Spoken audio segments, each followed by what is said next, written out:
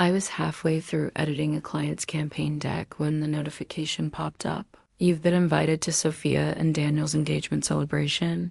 At first, I thought it was spam. A misclick, a wrong email, but there it was. Her name. And as the email came from Mara, one of Sophia's social circle friends, people I'd only ever seen through the periphery of our secret life.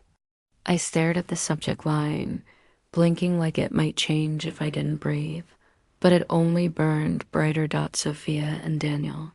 Friday, rooftop at the Monarch. Formal attire encouraged. There was even a tiny photo attached. Sophia in a pale lilac. Dress I'd never seen before, her arms wrapped around a man's waist, her smile stretched wide like it was carved there. A smile I used to think was mine. Something inside me folded.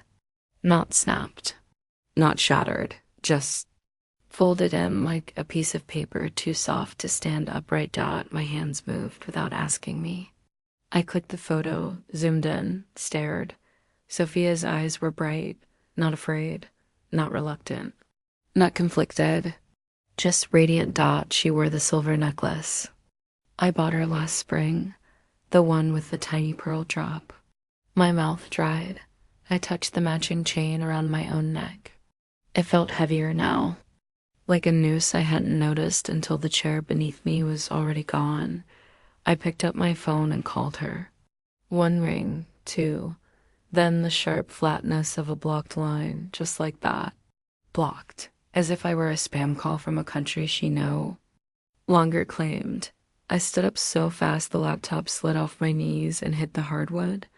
The thud echoed. I barely registered it. My breath came sharp and panicked, like I was underwater and the surface had disappeared. How could she? How could she? Just last month, we spent a weekend in upstate New York, her idea. She said she needed real air. We had made pancakes in our underwear. She had kissed syrup off my fingers and said, I never want to lose this. You're my real home, love, my real home. I had believed her. Like a fool holding a match and calling it a sunrise. I dropped onto the couch, the phone still in my hand like a severed limb. For a long time, I just sat there, knees to my chest, phone screen. Glowing cold beside me, the silence in the apartment wrapped around my shoulders like a wet blanket. When I finally opened her Instagram, it felt like biting into something beautiful and realizing it's full of ash. There she was, Sophia and Daniel in photo after. Photo filtered and framed like a fairy tale. His arms around her, her head on his chest. Captions like, some people are just meant to be. Hashtag finally forever. Lucky me, my person. My person, I wanted to scream. Instead, I pressed a knuckle to my lips and bit down. I didn't want the neighbors to hear me fall apart. Scrolling through, I saw all the proposal on a sailboat. The ring, the comments from friends. So happy for you. Daniel is a catch. Wifey. And yet there was no sign of me. Not one photo. Not one tag. Not one late night skyline. Not one blurry Polaroid of our hands intertwined. Under candlelight. She hadn't just moved on. She had erased me. I opened the drawer beside the couch and pulled out the old keepsake box I swore I'd never open again. Inside were the handwritten notes she'd leave under my pillow, tiny perfume samples she used to wear when she'd speak. Over Polaroids of us by the fire, her eyes drunk on something softer than wine. I held one up. Her in my hoodie, grinning. She used to say, you make me feel like the world disappears. And now she was marrying it. My eyes stung, but I didn't cry. I could not yet. I just sat there, clutching a photo like a lifeline, trying to breathe through the betrayal. I don't know how long I stayed there. Time melted. My body felt like it had been turned to glass, frozen, fragile, humming with the threat of shatter. Eventually, I set the photo down and stared out the window. The city skyline blinked indifferently. Somewhere out there, Sophia was probably trying on a wedding dress, or toasting to love, or pretending she hadn't promised a future she never planned to keep. And me? I sat in the shadows of a life that no longer existed. A ghost in a story only I remembered. I kept asking myself, was I just a phase, a fantasy? A lie she told herself until she found something easier to explain? Or worse, was I the secret she was always ashamed of? The truth sat in my throat like a stone. Maybe I never really had her. Maybe it was just the spark she needed to light her next life. But I also knew something else. This pain, the silence, the vanishing act, the blocked number and buried truth, this was not how my story would end. Not like this, not quietly, not forgotten. If I had to pinpoint the moment it began, when I stepped onto a road that would later collapse beneath me, it was that night in the loft, lit by string lights and champagne, 2 years ago in a warehouse-turned-gallery tucked behind an alley of overpriced wine bars. I met Sophia Monroe. I was there for a client. He was showcasing a series of brutalist posters meant to disrupt capitalism. Though he had charged me a small fortune to design his logo, I'd planned to make an appearance, shake hands, smile through my teeth, and leave before the wine ran dry. But then I saw her. She was standing beneath a glass sculpture that looked like it was melting mid-air. Her hair swept into a knot that was somehow both elegant and wild. She wasn't looking at the art. She was looking at me. Our eyes locked like some ancient thread had just pulled tight. I remember the glass in my hand, sweating between my fingers, the sound of low jazz echoing off cement walls, the faint smell of lavender and something darker leather maybe, or patchouli. She walked up to me as if she'd done it 100 times before. "You don't look like you belong here," she said, her smile folding in one corner like a secret. I raised an eyebrow. Should I be flattered or offended? "Both," she replied. "I'm Sophia." I told her my name. She didn't ask what I did. She asked why I did it. And I found myself answering questions I'd never said out loud. We talked for hours. About art, about design, about how love should feel like jumping off a building, not climbing a ladder. I told her I hadn't dated anyone seriously in years. She said quietly that her life was complicated, but that she liked complicated things. Beautiful ones, when I finally checked my phone. It was after midnight. We kissed that night in the stairwell, half hidden between floors like teenagers sneaking past curfews. She pressed me against the concrete, and I felt the world tilt. I didn't know that would be our rhythm passion hidden in corners. Love whispered through locked doors. At first, I didn't mind the secrecy. She said her family didn't know, that her father would lose his mind if she brought home a woman, that she was working up the courage to come out but needed time. "Just a little," she said. "Just until I can breathe again." I nodded. Because when someone says they're suffocating, you don't hand them a megaphone. You give them space, and I gave her everything. She loved my loft, the one I worked years to afford. She'd call it her quiet cave, the place where the world stopped demanding things from her. We'd eat takeout on the floor, feet tangled, hands brushing like something sacred. She once told me, under the hum of my bedroom fan, "I've never wanted a future until I met you." I started to believe in it too. I skipped client dinners for her, missed birthdays, weddings.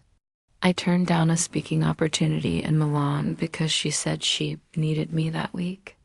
I thought it was compromise. It was sacrifice, but it was. Roshan, and still I loved her. We spent weekends in bed, reading poetry to each other, making playlists we swore we'd dance to at our wedding. She introduced me to obscure painters, and I introduced her to the smell of early morning deadlines. We fit, not like puzzle pieces, but like two songs playing at the same tempo. Felt like art, but real art always has shadows. She never held my hand in public. When we'd walk down streets, her arm would sometimes brush mine, but only for a second. If we ran into someone she knew, she'd step away entirely, Once, at a downtown coffee shop, her coworker spotted us. Sophia laughed too loudly and introduced me as a friend from college. Afterward, in the car, she went silent for 20 minutes, then burst into tears. "I'm just scared," she said. "Give me time, please." And I did. I kept giving, even when she wouldn't stay the night. Even when she disappeared for 3 days and came back with no explanation but red-rimmed eyes, I made excuses for her pain. I told myself this was what love looked like, flawed, human, tender. I even bought a second apartment in Brooklyn closer to where she worked, thinking maybe we'd move in together. She laughed when I showed it to her. A warm, genuine laugh that made me forget she'd never promised to move in at all. "I love that you dream for both of us," she whispered into my chest, but sometimes I'd wake in the middle of the night to an emptiness so sharp it buzzed. I'd reach for her and find only cool sheets. I'd lie there, staring at the ceiling, wondering why a love so full still felt like starving. One night I found a bobby pin in the sink. Not hers, different shape, different color, I asked gently. She said it must have been left behind by her assistant during a quick stopover. I didn't believe her, but I wanted to. So I did, because if I started pulling at threads, I knew the whole thing would unravel, and I wasn't ready to lose her. Even if she wasn't mine to keep, the truth is I clung to her words like lifeboats. "I'm not out yet, but I will be for you. I love you more than anyone I'd ever known. You make me feel safe." But those words became talismans I carried in silence, not proof. Just hoped out. Looking back now, I see it. The warnings. The way she never framed photos of us. The way her eyes flicked to the exits when we were out. The way her phone was always on silent after 9 p.m. But I didn't want to lose her. And so I chose silence too. I chose to love her in the dark. I chose to wait for a light she never intended to turn on. I don't know what possessed me. Maybe it was the silence. Maybe it was the humiliation curdling inside my chest like spoiled milk. Or maybe I just needed to see it with my own eyes to prove that it wasn't a nightmare stitched from exhaustion and betrayal. So I went. I didn't RSVP. I didn't even wear makeup. I just slipped into a black dress with sleeves that covered the tremble in my arms and heels that made me feel taller than the version of myself that had begged for Sophia's love. The car ride there was a blur of streetlights and heat. By the time I stepped out onto the rooftop, dusk was bleeding into night. The venue was exactly what I imagined: elegant, obnoxious, expensive. Strings of fairy lights crisscrossed the sky like constellations, and everything smelled like jasmine and sugar. Laughter echoed against glass walls. Waiters floated past with trays of champagne. Music drifted in soft, expensive notes from a live string quartet in the corner. I didn't need to ask where she was. I felt her before I saw her.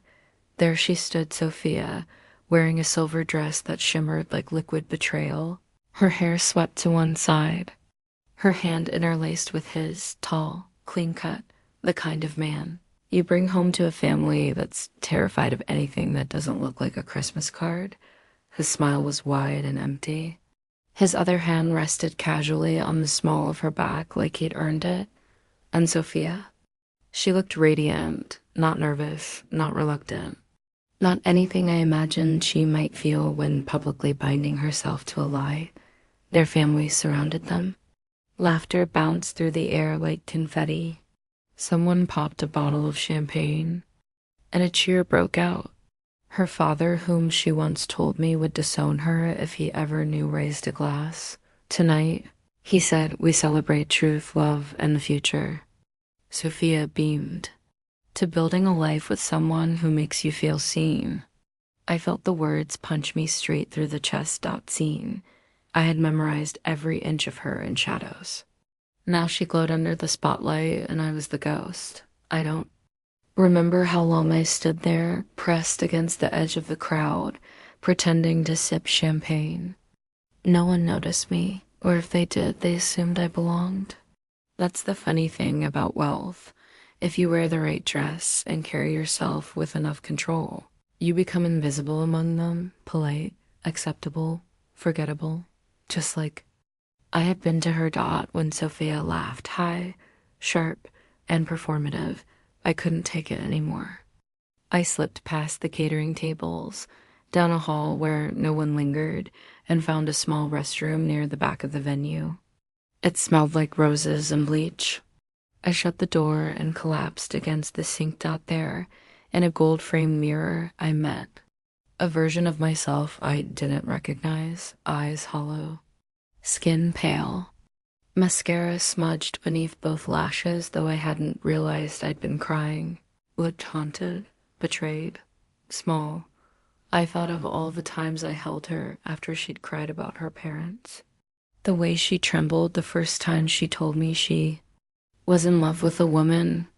I had kissed her knuckles and promised, I'm not afraid of being your secret as long as I'm your truth, but I wasn't her truth.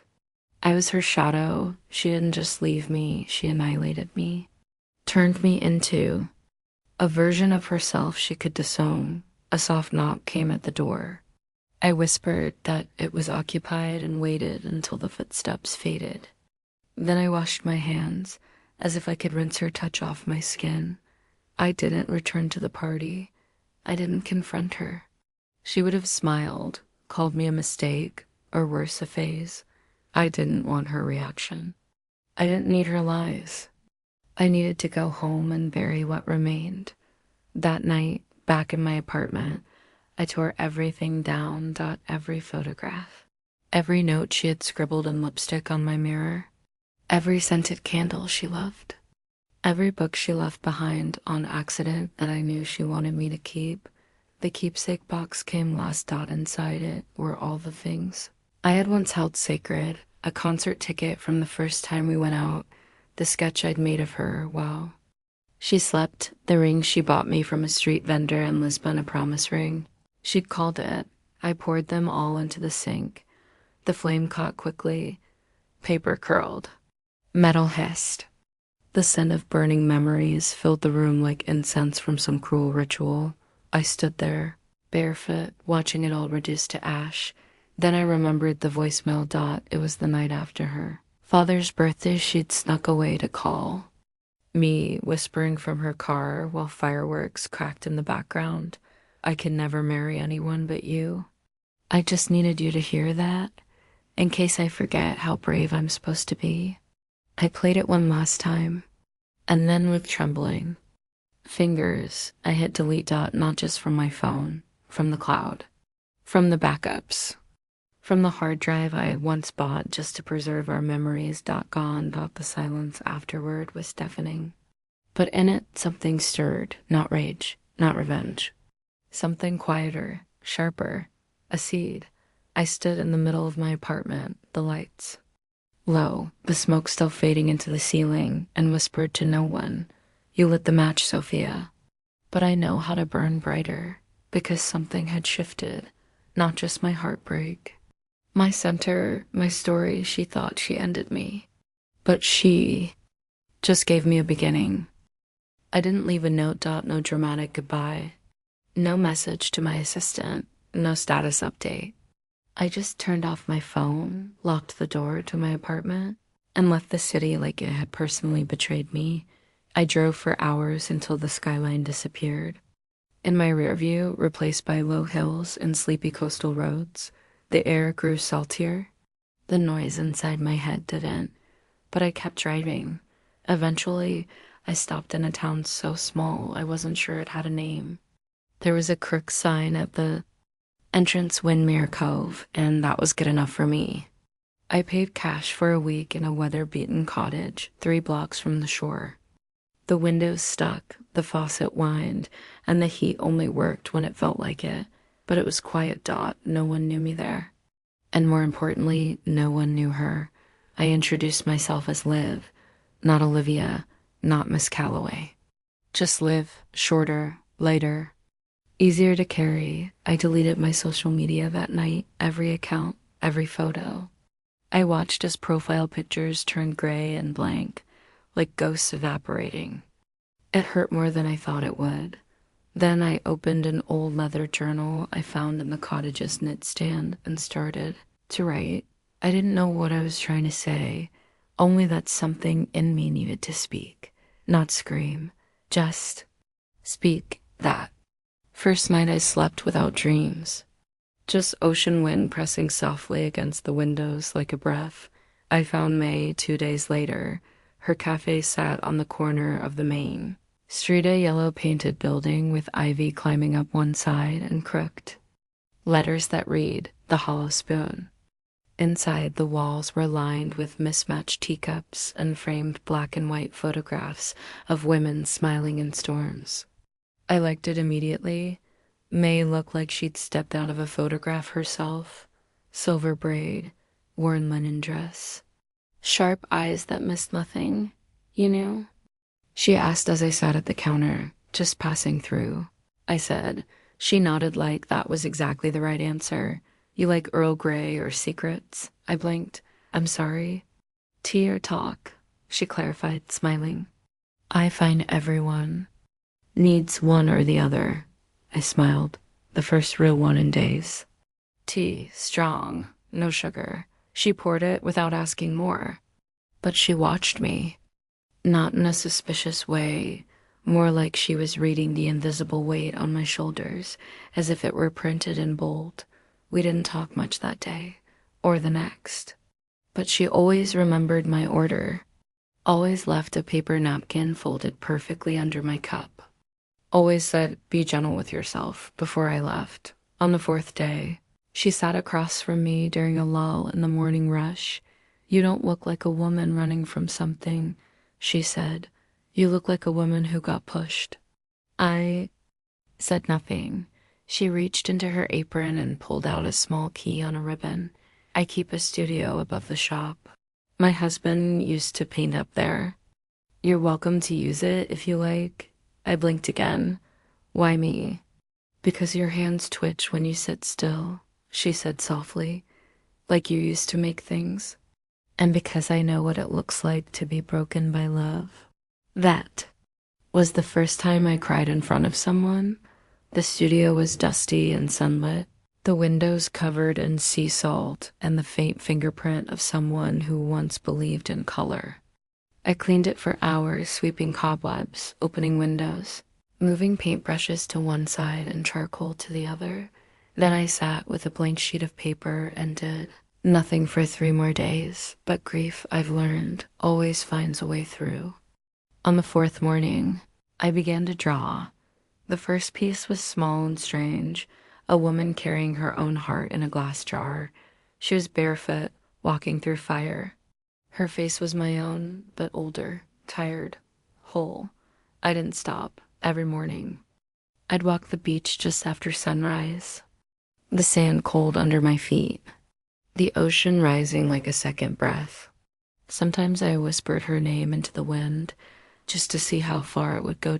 It never came back. Then I'd return to the studio and pour myself into sketches, pages filled with faceless women, burning letters, hearts made of thread, symbols from the life I'd left, candles, wedding dresses, a necklace snapping in half dot. Each drawing peeled something off my skin. Not just her, me, the version of me that needed her, the version that waited in doorways and whispered, please don't leave. I didn't need her name to feel the wound, but I didn't need her to heal it either. May told me her story one rainy night when I stayed past closing. Her husband had loved another woman for 6 years. She didn't know, not really, until he died and a woman showed up at the funeral with a child that looked like him. May had wanted to scream, burn everything. Instead, she opened the cafe. And every day since, she had baked muffins and poured tea like it was a spell. He betrayed me, she said, but he didn't get to keep me. Those words stitched into me. Quiet, certain, soft as silk. I asked her if she ever saw the woman again. No, May said. But sometimes I imagine her still living in the lie.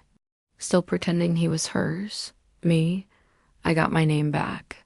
That night. I wrote the sentence down and taped it to the studio wall. He betrayed me, but he didn't get to keep me. By the third week, my sketches had taken over the space. May walked in one morning and stood quietly in front of them, eyes glossy. "You should show these," she whispered. I shook my head. "They're just for me. For now," she said, handing me tea. But grief only becomes power when it stops being private. I didn't understand what she meant until the next morning.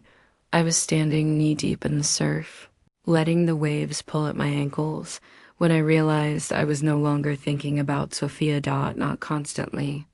Not like a raw tooth. She was still there like a scar, but no longer an ache. Dot. I had gone days without saying her name, weeks without replaying her voice. The silence no longer crushed me. It held me. I whispered into the wind that morning, "You don't get to keep me either." And this time, I felt it come back me. Not Liv the runaway, not Olivia the secret, just a woman waking up. I didn't return to the city the same way I left it. I came back without fanfare, without updates, without the version of me that once waited by the phone for Sophia to say, "I choose you."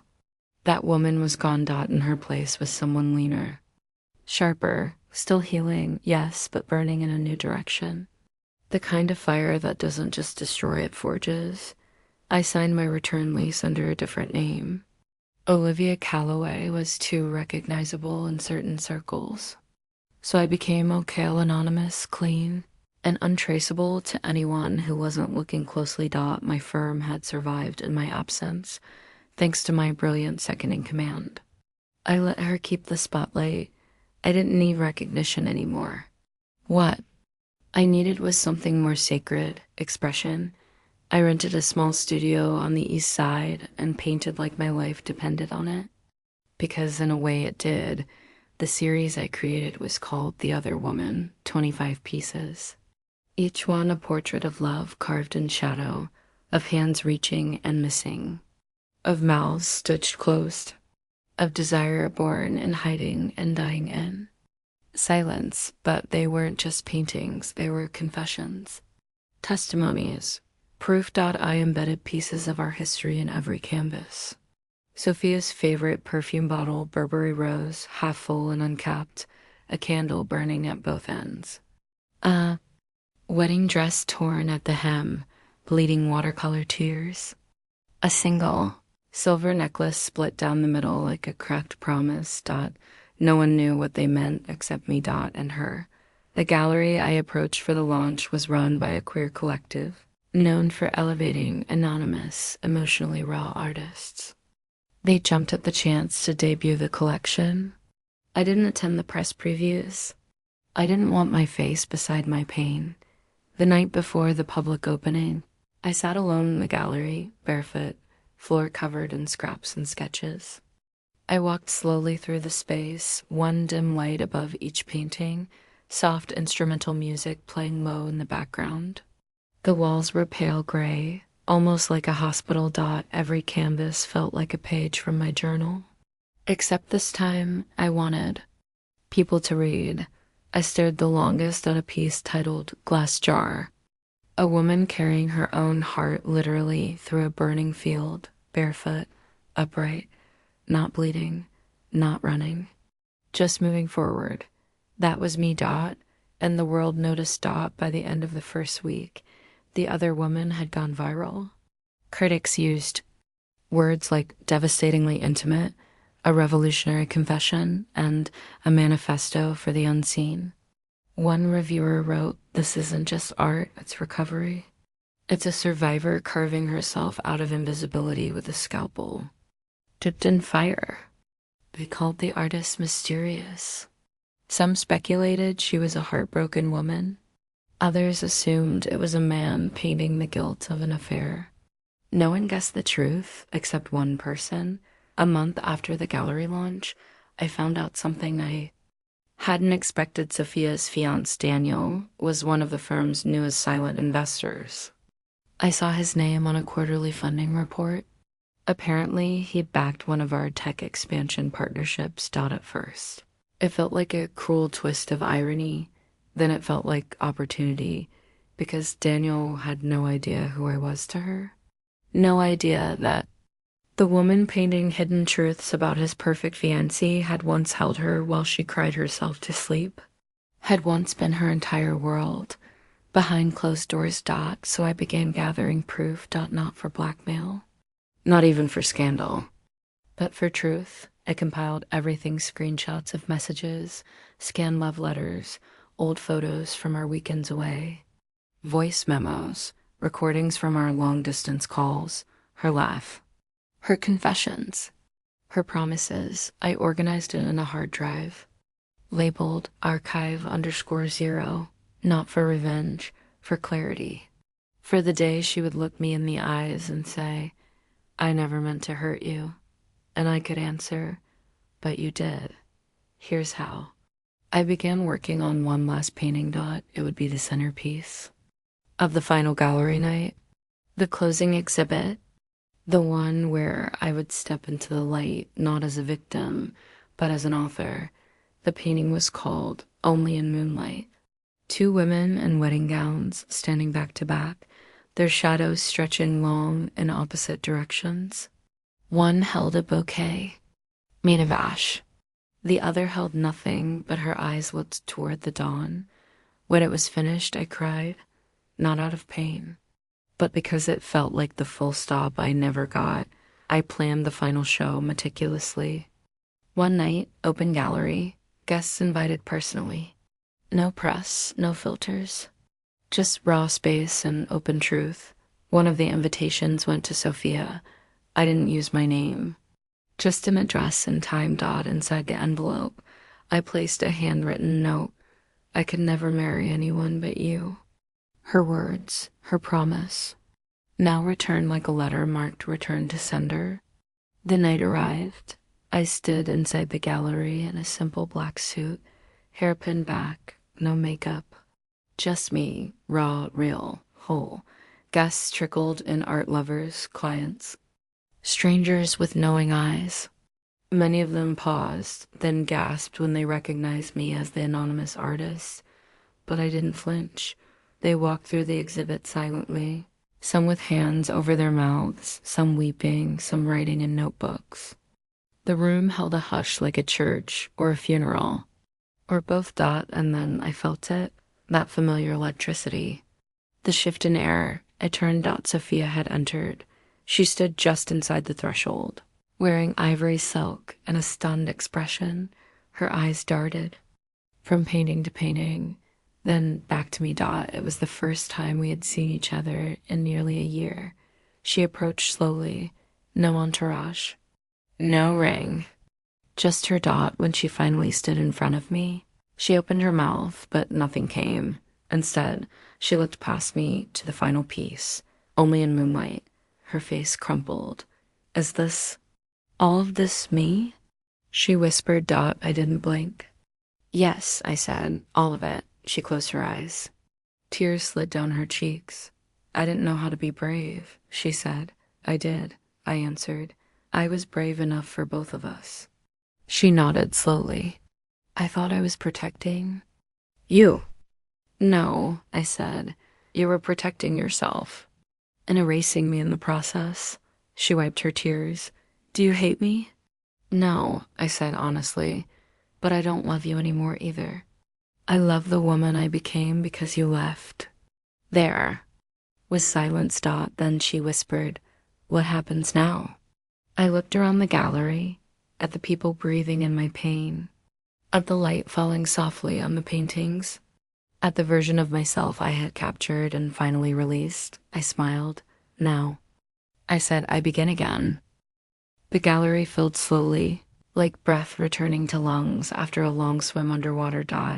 It was the final night of The Other Woman, the closing of a chapter no one knew it started with a kiss behind a gallery wall and ended in a rooftop betrayal. The lights were low, the walls were silent, and the air hung with unspoken reverence. I stood on the mezzanine, looking down on the space I had built from every scar, sketch, and second guess. Each piece lined the room like an open wound, but the bleeding had stopped.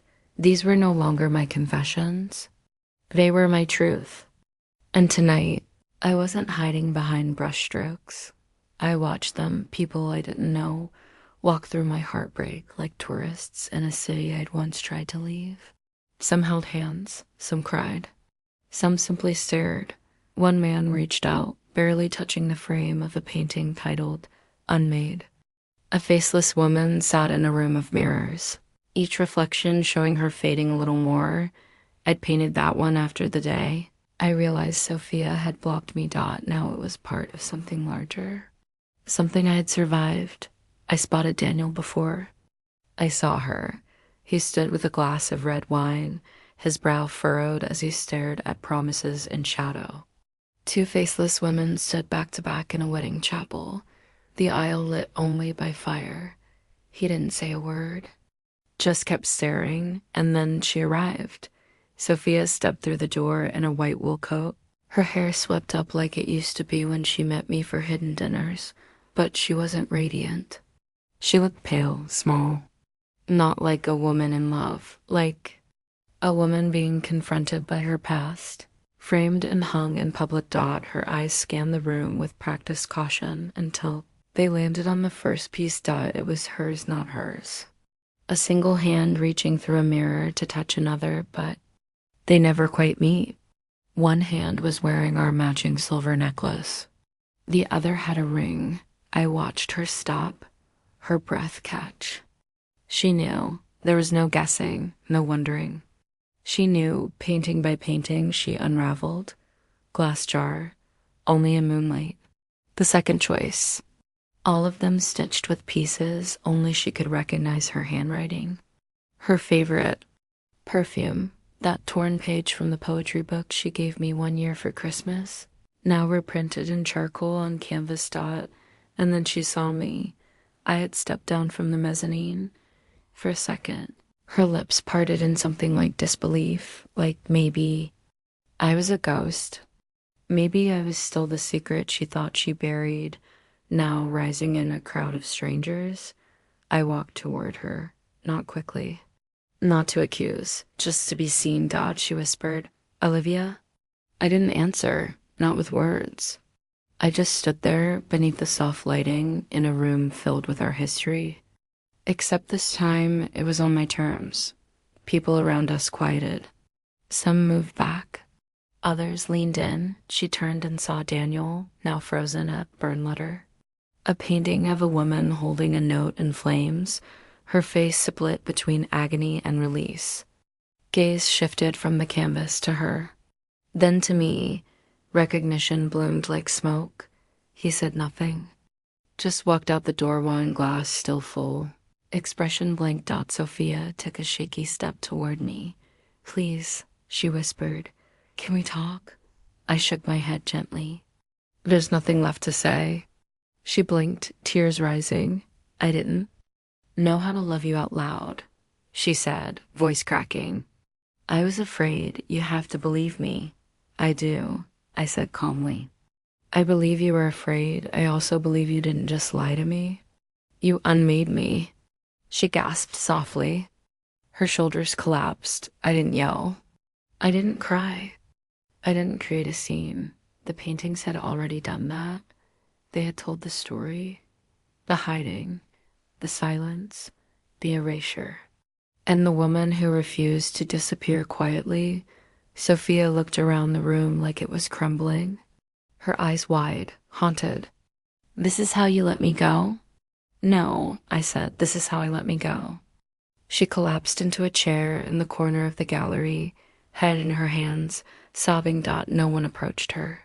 No one asked questions. The space held its silence, and I walked past her out the front door, into the night air that felt like clarity. Against my skin, I didn't feel victorious. There was no applause, no raised fists, just truth, and that was enough. The city looked different now, quieter, softer around the edges. The streets didn't hum with her name anymore. The air didn't taste like loss. I wasn't erased. I was defined out later that night. I returned to my apartment, no longer haunted. I poured tea, lit a candle, sat at my desk, then I opened my journal and wrote the final line. This is the last time I bleed for someone who disappears in daylight. And for the first time since Sophia whispered she loved me behind a locked door, I felt whole.